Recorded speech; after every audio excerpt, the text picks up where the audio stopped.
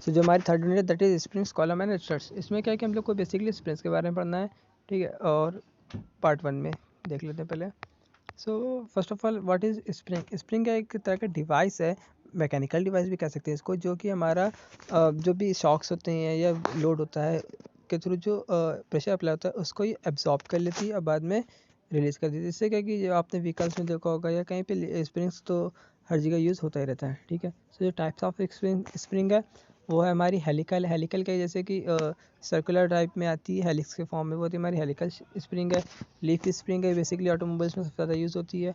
Torsion spring है, circular spring है, वेलेबल spring और फ्लैट स्प्रिंग। एक पिक्चर है, उसको देख के स्प्रिंग के बारे में और अच्छे से समझ लेते हैं। ये हमारी थी टाइप्स ऑफ स्प्रिंग। ये हमारी मैगजीन स्प्रिंग, ये इसको रेक्टेंगुलर स्प्रिंग भी बोलेंगे, ठीक है। ये कॉनिकल स्प्रिंग है, कॉनिकल हेलिकल है। ये आपकी कॉनकेव स्प्रिंग है। Then torsional spring, volute spring, इस तरह से हमारे टाइप्स ऑफ स्प्रिंग थे। नेक्स्ट हम आगे बढ़ते हैं। जो पहला क्वेश्चन है, derive the expression for shear stress deflection energy store for closed coil helical spring with axial load. यानी कि अब हमें एक ऐसी स्प्रिंग है, क्लोज्ड कॉइल स्प्रिंग है जिसके ऊपर एक्सियल लोड लग रहा है, ठीक है। उसके लिए हमें जो है डेरिवेटिव निकालना है शियर स्ट्रेस का, डिफ्लेक्शन का और एनर्जी स्टोर का। सो फर्स्ट ऑफ ऑल हम लोग क्या कुछ कंसिडरेशन करनी है, ठीक है। क्या क्या हम लोगों को कंसिडर करना है वो देख लेते हैं। पहले लेट करेंगे जो भी आपकी रेडियस ऑफ द कॉइल, पहले डायग्राम देख लेते हैं, ठीक है। तो इस जो डायग्राम है ये हमारी स्प्रिंग का है, क्लोज कॉइल हेलिकल स्प्रिंग है, ठीक है। इसमें क्या है कि ये जो आर है, ये आर वैल्यू कैपिटल आर, तो क्या है कि जो पूरी स्प्रिंग है यहाँ से यहाँ तक कि इसकी पूरी जो डाया होगी, इसका जो अगर आप क्रॉस सेक्शन व्यू इमेजिन करें तो इसका हाफ हो जाएगा हमारा रेडियस, ठीक है। और ये जो डाया है, ये डाया जो जिस मटेरियल की स्प्रिंग बनी होगी, जिस भी रॉड की, उसकी जो डायमीटर होगी वो हमारी कहेगी स्मॉल डी। देन मॉड्यूलस हमारा, ये मॉड्यूलस होता है डिफ्लेक्शन, यानी कि जो भी आपकी स्प्रिंग की लेंथ में जो चेंजेस आएंगे वो हमारा कहलाएगा डिफ्लेक्शन। एन हमारा नंबर ऑफ टन्स या कॉइल्स, नंबर ऑफ टन्स से इसमें 1 2 3 4 5 6 7 टन्स हैं। उसके बाद एल है हमारी लेंथ ऑफ वायर, यानी कि कितना वायर हमने यूज़ किया है इस स्प्रिंग को बनाने के लिए। सो इसका सिंपल सा फार्मूला हो जाएगा 2πr_L।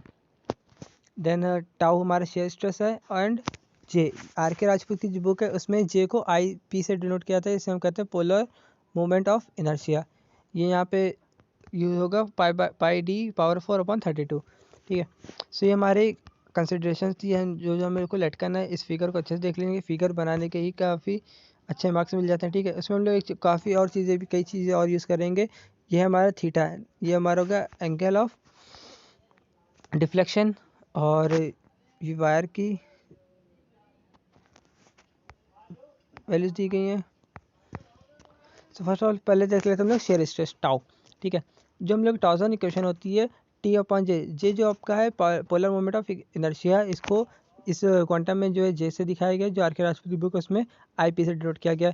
यहाँ पे जी थीटा/L, यहाँ पे जी जो है आर के राजपूत की बुक में इसे सी से डिनोट किया गया। सी हमारा होता है मॉड्यूलस रिजिडिटी, तो हम लोग जी को मॉड्यूलस ऑफ रिजिडिटी पढ़ेंगे। टी हमारा एंगल ऑफ डिफ्लेक्शन है, एल हमारी length of wire, so equal to होगा टाउ/आर के। यहाँ पे आर के हमारी जो रेडियस है, ठीक है। सो इक्वल टू हो जाएगा T/J इक्वल टू टाउ/आर। सो टी इक्वल्स आ जाएगा टाउ/J/आर। टाउ की ऐसे रखेंगे, जे की value polar moment of inertia वो हमारी आ जाएगी पाई डी की पावर 4/32। ये हम लोग ने यहाँ पे देखी थी, ठीक है। देन जो आर होता है रेडियस होती है डाया/2, ठीक है। सो आर अपॉन में है तो यहाँ पे 2/डाया हो जाएगा। तो ऐसे कैंसिल आउट होकर हमारा फाइनली टाउ बचेगा, शेयर स्ट्रेस बचेगा 16T/πd³। अब क्या कि जो टी होता है हमारा बेंडिंग टॉर्क होता है, मैक्सिमम बेंडिंग टॉर्क होता है कैपिटल टी। इसकी हो जाएगा हमारे इक्वल हो जाएगा वेट इनटू रेडियस के, ठीक है। जो रेडियस हमारी की जो पूरी स्प्रिंग का सर्कुलर पाथ है उसकी रेडियस होगी कैपिटल आर। तो जो टाउ इक्वल टू जाएगा 16W/r/πd³। ये हमारा हो गया शेयर स्ट्रेस। उसके बाद हम लोग के लिए निकालना है डिफ्लेक्शन। डिफ्लेक्शन के लिए हम लोग ये वाला फार्मूला लगा लेंगे अगेन टॉर्जन इक्वेशन से, टी अपॉन जे इंटू जी थीटा अपॉन एल। यहाँ पे जी हमारा वो है मॉड्यूलस ऑफ रिजिडिटी, आर के राजपूत में इसे सी से डिनोट किया गया, ठीक है। सो थीटा इक्वल टू हो जाएगा टी एल अपॉन जी, यहाँ पे इन्होंने जे को डिनोट नहीं किया, ठीक है, यहाँ पे मिसप्रिंट का कह सकते हैं। उसके बाद क्या हो जाएगा डब्ल्यू आर, टी की जगह हम लोग ने रखना है डब्ल्यू आर, ठीक है। फिर एल है हमारी जो होगी ऊपर 2 पाई आर एन, पढ़ गया है ऊपर भी हम लोग ने देखा 2 पाई आर एन जो लेंथ होगी 2 पाई आर, यानी कि उसकी सर्कमफेरेंस हो जाएगी एन है नंबर ऑफ टर्न्स, ठीक। सो देन उसके बाद है यहाँ पे जो कहाँ गया, ये था ये आई, इसकी वैल्यू रखी गई है पाई बाई 4 पाई डी की पावर 4 32। यहाँ पे मिसप्रिंट है, यहाँ पे जी के बाद आई भी होगा, क्वांटम में मिसप्रिंट है। देन ये जी हमारा ये ऐसे रखा गया है, तो ये कैलकुलेशन करने के बाद फाइनल हमारे बचेगा 64 W R square N upon G T 4। Then अब हमारा था, तुमने थीटा निकाला था एंगल ऑफ डिफ्लेक्शन। अब हमारा जो डिफ्लेक्शन निकालना है वो होगा हमारा radius into angle of deflection, यानी कि R into theta. So R का यहाँ पे मल्टीप्लाई कर लेंगे तो ये हमारा डिफ्लेक्शन का फॉर्मूला लेकर आएंगे, that is 64 W R cube N upon G T power 4। Then हमारा वॉल्स करेक्शन फैक्टर, अब ये क्यों यूज़ किया कि भाई कि अब ये जो यहाँ तक का जो डिफ्लेक्शन का फार्मूला था इसमें क्या थी कि कई सी चीज़ें जो एरर्स थी उन्हें कंसीडर नहीं की गई थी।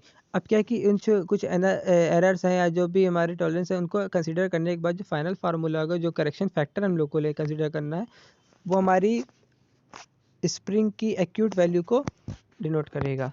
So while deriving the equation first and second, यानी कि डिफ्लेक्शन और शेयर स्ट्रेस, हम लोग ने क्या किया था कि जो भी इफेक्ट ऑफ कर्वेचर थे, अब जब स्प्रिंग बेंड जब कंप्रेस होगी या उसमें टेंशन फोर्स लगेंगे, सो क्या कि थोड़ा उसमें कर्वेचर में भी चेंजेस आएंगे, ठीक है। सो क्या कि उसको हम लोग ने निगलेक्ट करना था। उसके बाद इन सब चीज़ों को जब कंसीडर करेंगे तो हम लोगों को एक कंसिडरेशन फैक्टर लेना है के, जो हमारा के की वैल्यू होगी उसका मैं के टाउ में मल्टीप्लाई करा देंगे, ठीक है। जो हमारा के की वैल्यू होगी दैट इज होगी 4s-1 upon 4s-4 plus 0.615 upon S. So यहाँ पे एस क्या हमारा capital D upon D, capital D हमारा कि जो भी स्प्रिंग का सर्कुलर डाया था कैपिटल डी, उससे हम लोग को स्प्रिंग में जो वायर यूज़ किया गया है उसके डायमीटर से डिवाइड कर देंगे, इसे हम बोलते हैं स्प्रिंग इंडेक्स। इसका नाम है जो आपका कैपिटल डी हमारा mean diameter of the coil, ठीक है। सो ये थी आपकी वॉल्स करेक्शन फैक्टर। देन हमें लेना है स्टिफनेस ऑफ द स्प्रिंग, वो हमारा हो जाए के equal to W upon modulus. W की वैल्यू, डब्ल्यू हमारा है, डब्ल्यू होता है हमारा लोड, जो भी एक्सियल लोड, यानी कि जिस स्प्रिंग के ऊपर जो भी हम लोग लोड लगाएंगे उसके ऊपर जितना लोड बियर करेगी स्प्रिंग वो होगा हमारा डब्ल्यू। तो W upon 4 W R cube N upon G D power 4, इसको सॉल्व कर लेंगे तो हमारा के निकल आएगा stiffness G D power 4 upon 64 R cube N. अब उसके बाद है एनर्जी स्टोर्ड यू, ये इंपॉर्टेंट पॉइंट है हमारा कि भाई अब किसी स्प्रिंग पर लोड लगा तो उसके अंदर एनर्जी कितनी स्टोर हुई है, ठीक है। So U equal to half T into theta, half T की जगह हम लोग डब्ल्यू आर लिख देंगे, डब्ल्यू इंटू आर टी की जगह पे, और फिर थीटा की वैल्यू हम लोग ने ऊपर निकाले 64 W R square N upon G D power 4। इसको इसको जो सॉल्व कर लेंगे तो हमारा यू की वैल्यू निकल के आएगी tau square 4g into volume of wire. अब क्या वॉल्यूम क्या से निकालेंगे, जो भी आपका वायर है उसका जो मटेरियल यूज़ हुआ है वो हमारी वॉल्यूम हो जाएगी, ठीक है। सो क्या है कि वॉल्यूम निकालने के लिए अपने लोगों को रिक्वायरमेंट होगी स्प्रिंग का जो भी सर्कुलर एरिया है वो, और उसकी लेंथ की, लेंथ के लिए हम लोग निकालेंगे 2 पाई आर एन, और जो आपका सर्कुलर एरिया रहेगा उसके लिए हम लोग फार्मूला यूज़ करेंगे वो पाई बाई 4 डी की स्क्वायर, ठीक है। सो यहाँ से हम लोग वॉल्यूम ऑफ वायर निकाल लेंगे। स्प्रिंग का हमारा जो फाइनल फार्मूला था दैट इज होगा U equal to 1/2 W into modulus of deflection, deflection हो जाएगा हमारा। अब ये तो हो गई बात सर्कुलर स्प्रिंग की, ठीक है। अब हमारी ये जो दूसरे type of spring that is rectangular और स्क्वायर सेक्शन वायर स्प्रिंग, पहले इसका देख लेते हैं कि होती कैसी है।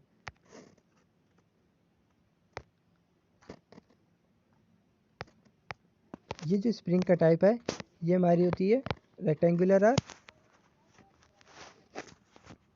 स्क्वायर स्प्रिंग टाइप का, ठीक है। सब इसका जो डेरिवेशन है वो देख लेते हैं। ये थोड़ा सेम होगा, इसका इतना इम्पॉर्टेंट पार्ट नहीं है, बट क्या है इसको फिर भी आप लोग देख लेंगे ऊपर कॉन्टेंट्स तो इजीली आपको इसको समझ में आ जाएगा। वीडियो की लेंथ काफ़ी हो जाएगी, इसमें इसको ज़्यादा देखना नहीं ना। बस इसमें कि जो भी फार्मूले हैं वो पहले से ड्राइव किए दिखाए हुए हैं, बस में तो आपको के फैक्टर की वैल्यू रखनी है और एक अल्फा फैक्टर की वैल्यू रखनी है, ठीक है।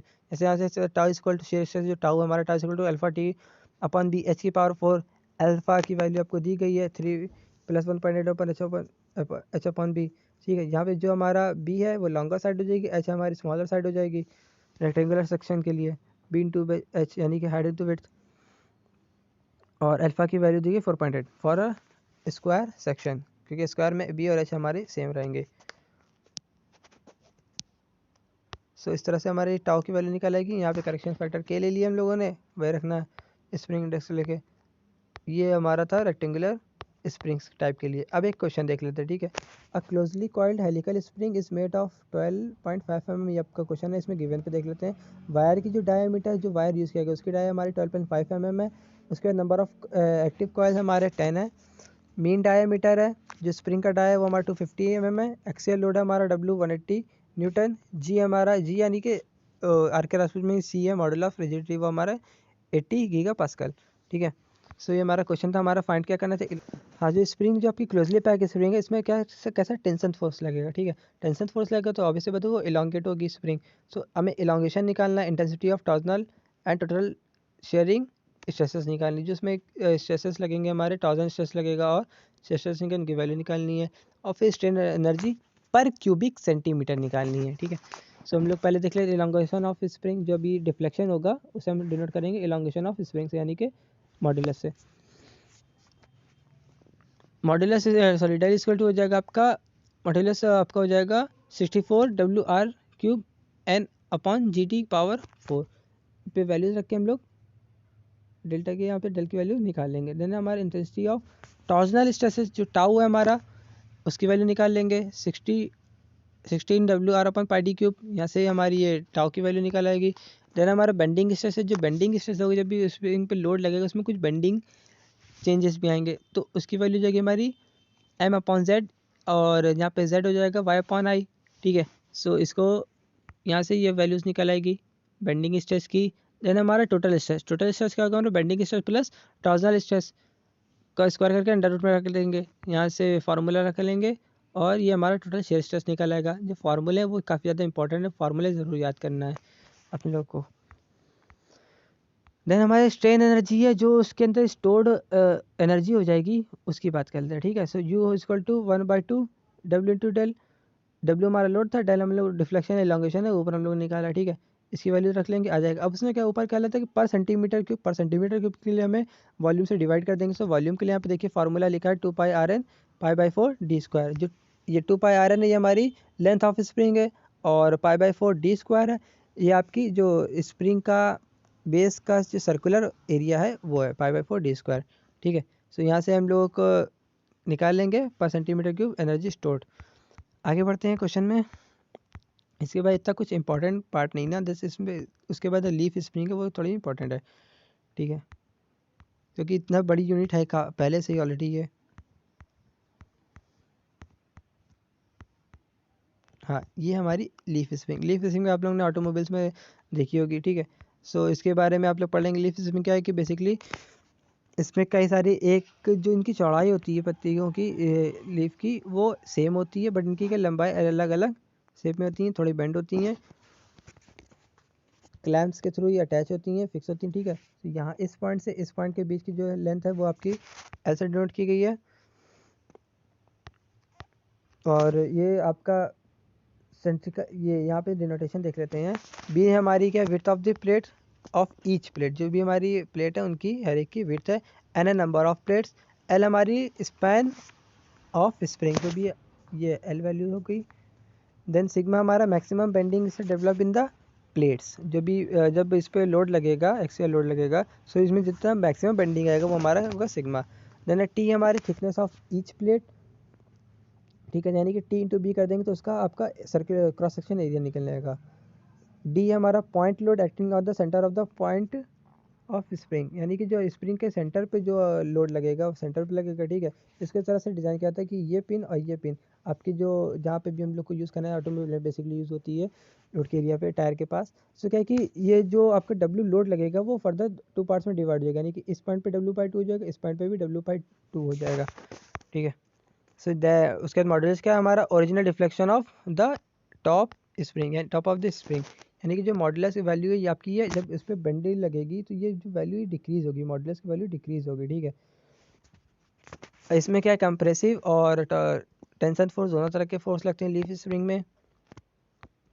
इसको अच्छे से लिख सकते हैं क्योंकि इसका मेन यूज़ हुआ ऑटोमोबाइल में होता है, व्हीकल्स में होता है, हैवी व्हीकल्स में, खासकर ट्रक्स में या कार्स में। अब हमारा क्या क्वेश्चन है, bending moment at the centre equal हो जाएगा हमारे load at one and length का हाफ, यानी कि जो बेंडिंग मोमेंट है एट सेंटर, जो सेंटर पे बेंडिंग मोमेंट लगेगा वो हमारा एक एंड पे जो हमारा लोड लगेगा, और L/2, क्योंकि यहाँ पे आपको निकालना है ना सेंटर पे, तो जो लेंथ है वो हाफ हो जाएगी, यानी कि L/2, और यहाँ आपका जितना लोड लगेगा इस पॉइंट पे हो जाएगा, ठीक है। यानी कि फाइनली M इसको हो जाएगा W/2 इंटू L/4, यानी कि WL/4। देन हमारा moment of inertia of each plate, अब मोमेंट ऑफ इनर्शिया हम एक प्लेट का निकालेंगे, फिर जितनी प्लेट्स होंगी उसको हम मल्टीप्लाई कर देंगे, ठीक है।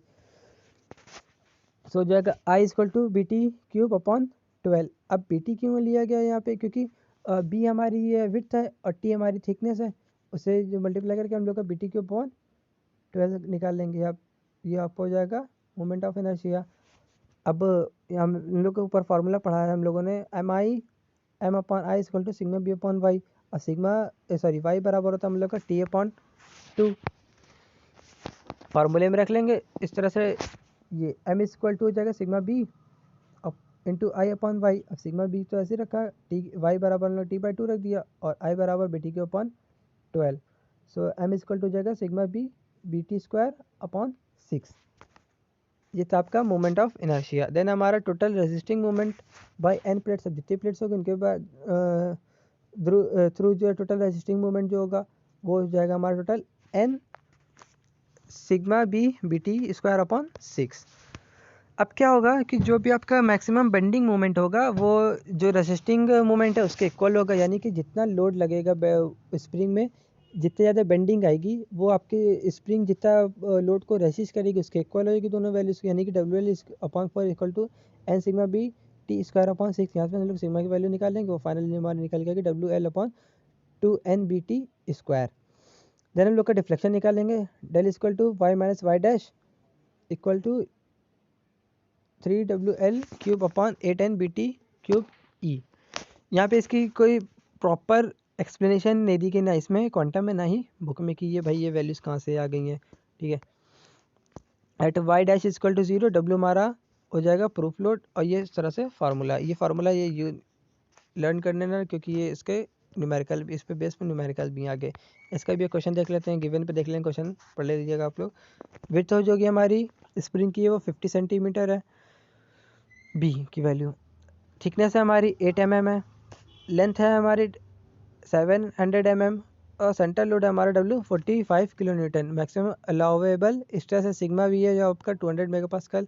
सो हम लोग को फाइंड क्या करना है, number of plates and maximum deflection, ठीक है। एज्यूम कर लेना को E की वैल्यू 200 × 10⁹, ये आपकी E की वैल्यू लेके चलनी है। सो ठीक है, इस तरह से फार्मूला में रखेंगे सिंपल सी वैल्यू, और हमारा क्वेश्चन सॉल्व हो जाएगा। जैसे पहला क्या, सिग्मा निकालना है आपको,